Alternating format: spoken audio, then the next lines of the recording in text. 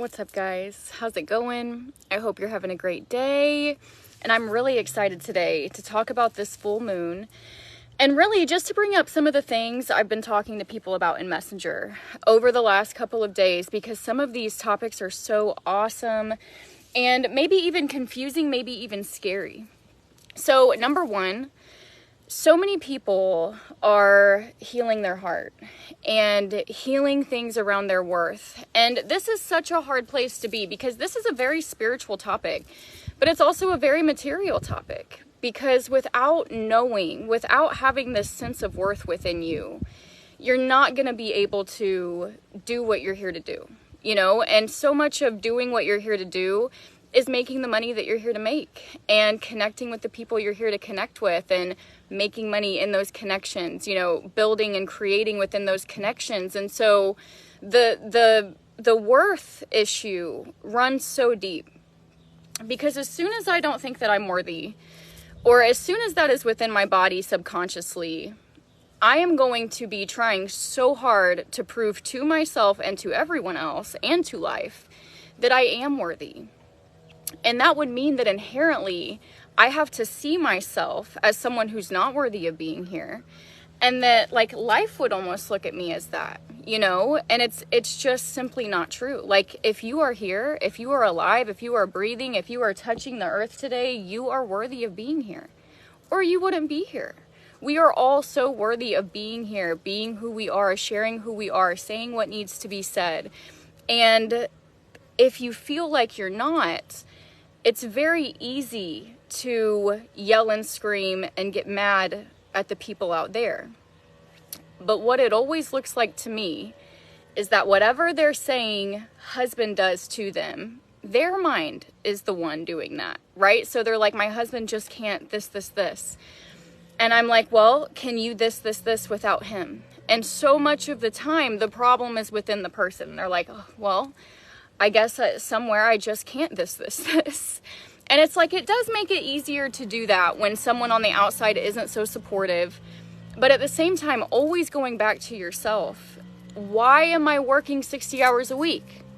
Right? So many people who cannot see the worth in themselves will kill themselves for their job or their family or these people or that thing or that event. And it's like, no. If you are worthy, you are a miracle. You are a living, breathing piece of life that treats yourself accordingly, that treats yourself as such. And you are not going to hurt yourself. You are not going to work 60 hours this week and then not be able to do this, that, and the other that you've had planned, or not show up to pick up your kid from school, right? Like, we give everything to these things to make some type of money, to take care of our family. And in the end, when we really look at the whole thing, we're like, okay, so if this wasn't good for me, was it really good for my kids? Was it really good for my family? And it's interesting. This is a really big topic, especially for dads, because dads will give their whole life to a job that hurts them. And so often they're supported in that. And it's like, I know this is hard to hear, but what if dad, for the next 3 years, decided that every weekend he was going to focus on his creativity or something he loved to do? And what if, what's up, honey? Where are my old shoes? Like, not my black ones. Go look in the white shelf. The blue ones. I can help you when I'm done with this video, okay? But it's like, what if dad just focused on his creativity, finding his gifts? People don't know what their gifts are. Discovering what you like to do, letting that lead you deeper into yourself, into some gifts, something that you have to offer that you love, you know, that thing. And I know nobody wants to hear this part either, but if we just invested time into that thing that really turns dad on, what are the potential possibilities in 5 years? Could he make more money? Could he be more recognized? Could he be with better people? Why do we put people in these situations that just show them every day that they're not worth living a fulfilling, happy life? Because you are. And the sooner we all stop lying to ourselves about that, the sooner we can make changes within our society that helps us all live in ways that are actually comfortable You know, ways that we can actually enjoy, ways that we aren't running away from ourselves and each other in life because we're exhausted and dying and like literally just needing to scroll because we're so emotionally overstimulated that we don't know how to be in silence anymore.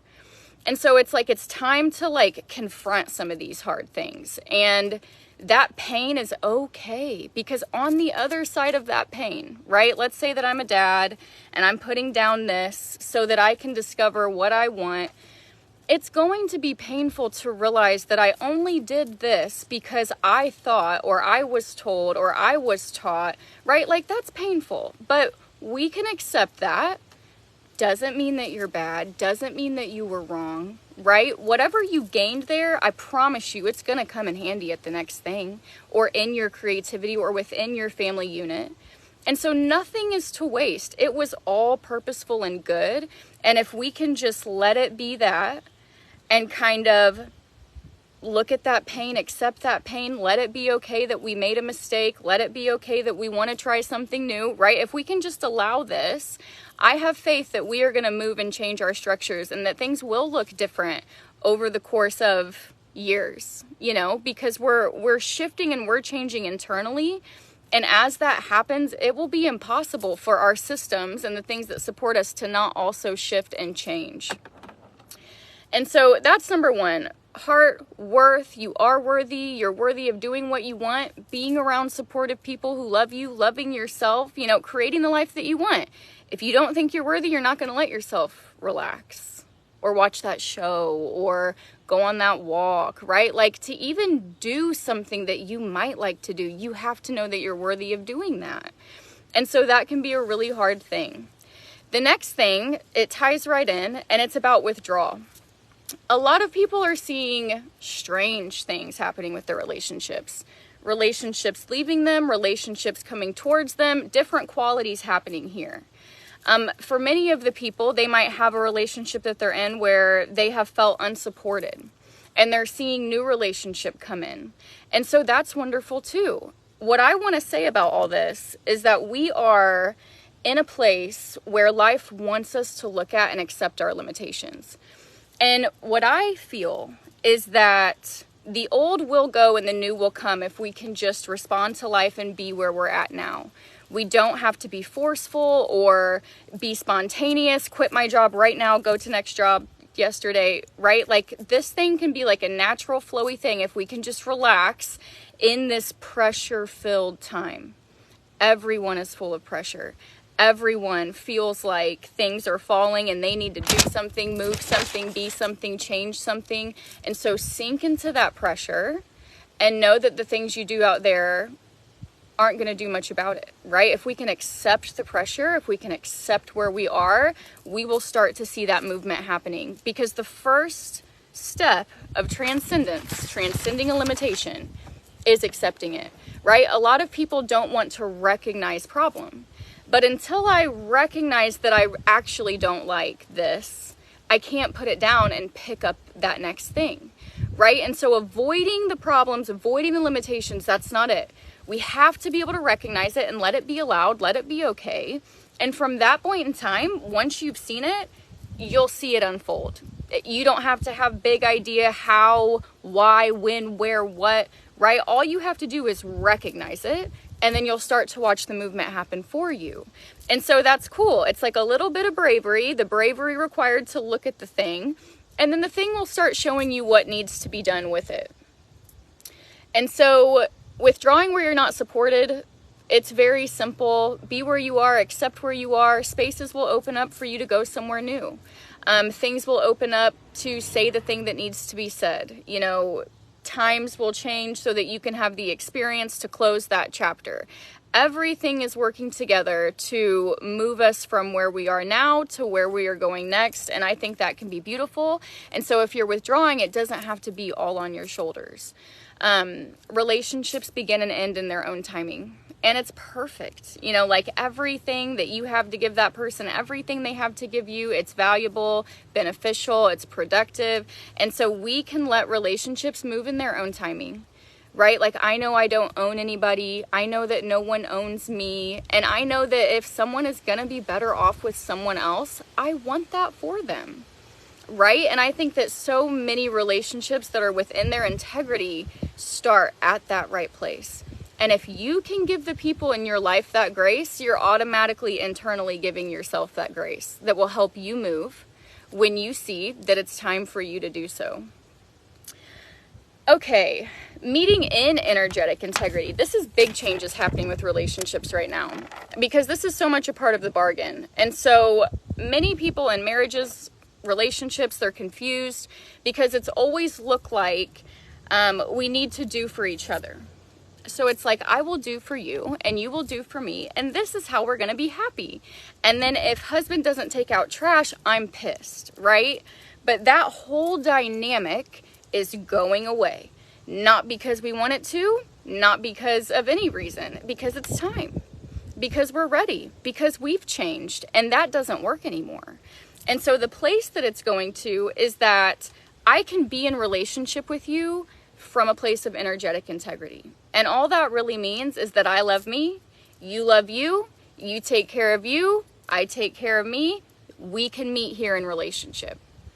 But if you're placing expectations on me, if you think that you know who I am more than I do, if you're going to tell me how I feel, what I think is wrong, then that's the place where there's nowhere left to go.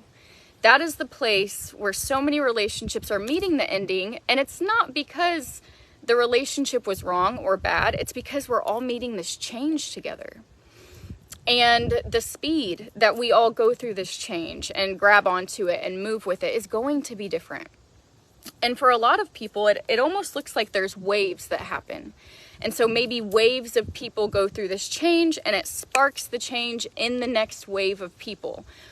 What is so hard about that is that wife might be in this wave, and then it might take her leaving husband for husband to join next wave. Because so often this is going to come through crisis. It's going to come through initiation, meeting things that you couldn't believe were true until you saw them. All kinds of very shocking, abrupt things that we might have to emotionally handle for ourselves. Move on from, deal with, be in, feel.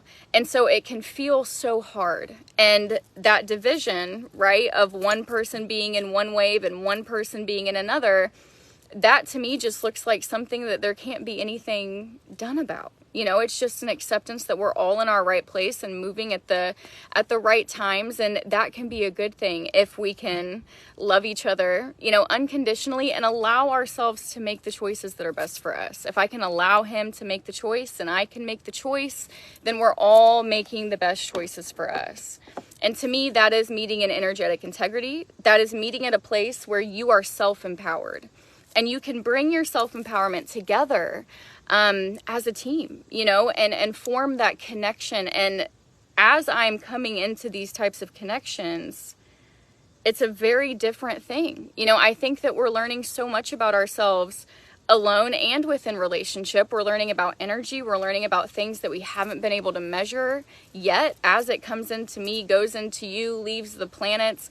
And so this is a big time for learning, for having an open mind, for standing in what you know about yourself, in your empowerment, in your integrity. And if we can all kind of be that for ourselves, I think that we can move through this with ease and more as a team versus enemies. And so next, as this old leaves, new is coming. And for many people, maybe a lot of the things that you've done over the past year, 2 years, 3 years, maybe you see those building into something. Maybe you see something approaching you or coming towards you that feels like what you've been trying to walk towards. Maybe it's a relationship, a way of making money. Maybe it's a new location. You know, it can be anything. And going back to us accepting our limitations, right? We can work with it and allow it to move towards us. We don't have to fill up with fear and take the fast actions. Baker is so lazy for telling you to get it, but hey, I'm doing a live video on Facebook. Can I help you guys in just a minute? Everybody's listening to you right now. There's 7 people in here. Wait, only 7? Yep. I'll come find you in a minute, okay? Okay. And as that thing comes for you, writing a new story. including all those parts and pieces, including what you have brought into yourself, what life has added onto you, letting that be allowed and okay. Even if the people around you can't necessarily let that be allowed and okay. And this is my big point today. So many, especially women, are coming into spiritual gifts, and it's a very hard thing. It's a very beautiful and it's a very hard thing. Not only because of the people out there, but also because of your own mind, you know, and the opinions that your mind might hold about you and what you're capable of and what you could possibly see, experience. And so even some of my sessions people starting to see gifts, starting to pick up different things. And these gifts can be completely unique.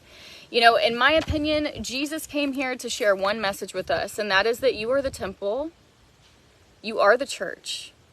Everyone is capable. Everyone has a connection, right?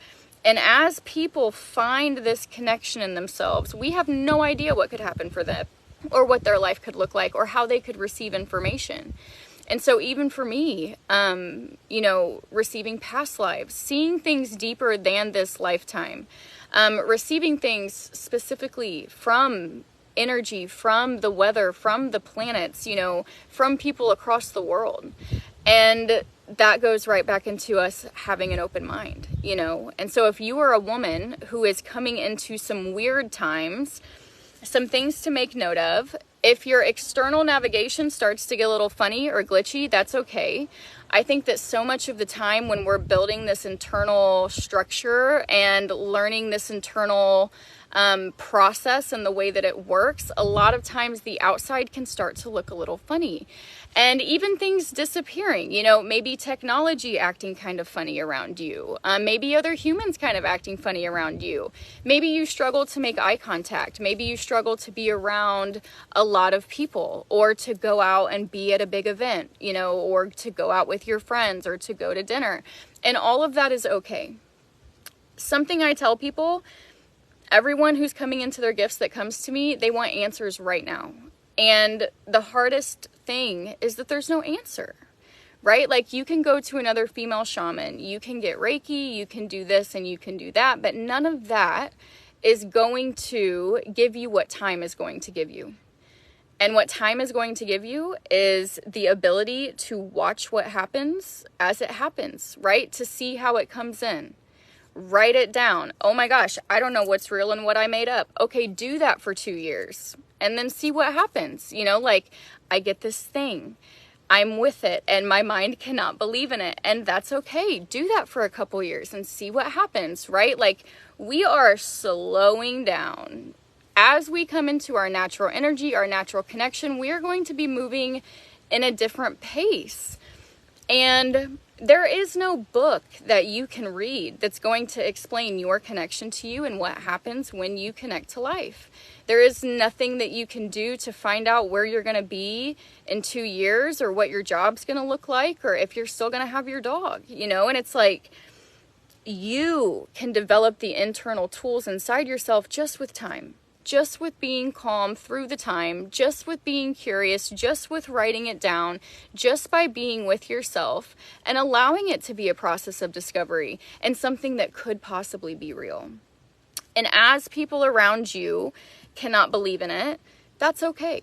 You know, seeing is believing. And if someone has never had a connection or any type of mystical experience or any way of interacting with that other side, it cannot be real to them in the same way that it could not be real to me before it started for me.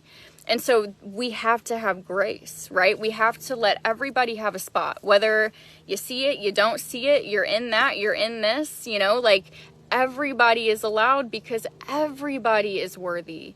And none of my differences make me any more important or worthy than anybody else. And if we can understand that and we can allow our unique differences, I have faith that everything is changing. The way we work together is going to change. Our leadership is going to change. Our social structures are going to change. Our family dynamics are going to change. And so I think that we're at very beautiful, very hard times because change always starts with destruction of the old and letting go so that what's new can come. you know? And so if I have any tips for this full moon, you know, hold on to yourself and your people. Allow them. If they're sad, let them be sad. If they're mad, let them be mad. If they feel pain from some experience, let it be that way, you know? And at the same time, you can empower them and let them know no feeling can hurt you, no thought can hurt you. You know, let them come in and out. We can make it through this together. Let's go on a walk. Let's go get ice cream. Let's watch our favorite movie, right? Like, enjoy each other.